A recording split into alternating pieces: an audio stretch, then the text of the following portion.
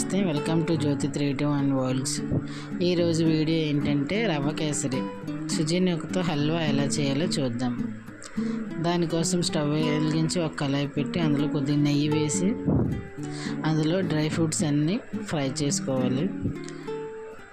అన్నీ ఫ్రై అయిపోయాక తీసి పక్కన పెట్టుకొని ఒక కప్పు సుజీనకనైతే తీసుకొని అది కూడా ఫ్రై చేయాలి. గోల్డెన్ కలర్ వచ్చే వరకు అలా ఫ్రై చేయాలి.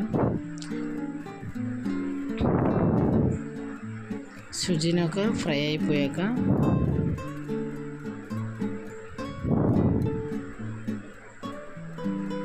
అలా ఫ్రై చేస్తూ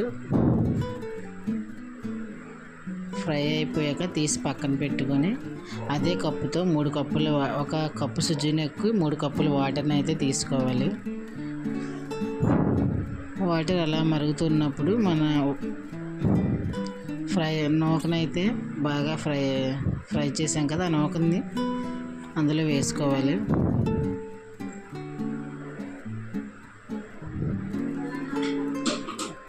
కాసేపు మూత పెట్టి ఒక 5 నిమిషాల తర్వాత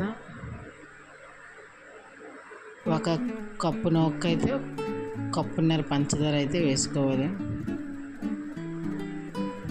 అలా ఉండలు కట్టకుండా అలా కలుపుతూ ఉండాలి.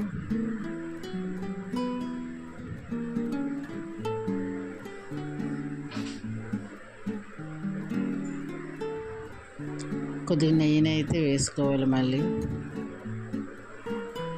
అలా మొత్తం ఒకసారి కలిసేలా కలుపుకోవాలి.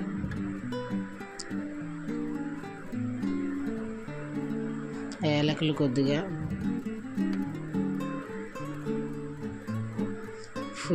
ఆరెంజ్ ఫుడ్ కలర్ అయితే వేసుకోవాలి. మొత్తం అంతా కలిసేలా కలుపుకొని మనం ముందుగా ఫ్రై చేసుకున్న డ్రై ఫ్రూట్స్ని అయితే అందులో వేసుకోవాలి. చూడండి,